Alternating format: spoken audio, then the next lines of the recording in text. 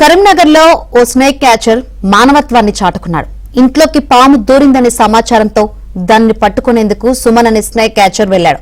అయితే అప్పటికే ఆ పాము తోక తెగిపోయి అచేతన స్థితిలో ఉండడాన్ని చూసి దానిని వెటర్నరీ ఆసుపత్రికి తీసుకువెళ్లాడు. అక్కడ వైద్యులు పాముకు చికిత్స చేసి తోకను అతికించారు. అనంతరం ఆ పామును సుమన్ జంతు సంరక్షణ కేంద్రానికి అప్పగించాడు.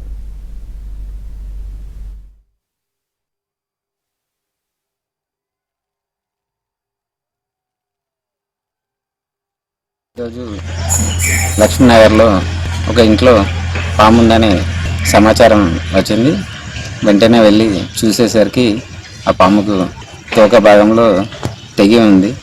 దాన్ని రక్షించి ప్రభుత్వ ఆసుపత్రిలో వైద్యం చేయించి తదుపరి దాన్ని జంతు సంరక్షణశాలకి తరలించడం జరిగింది.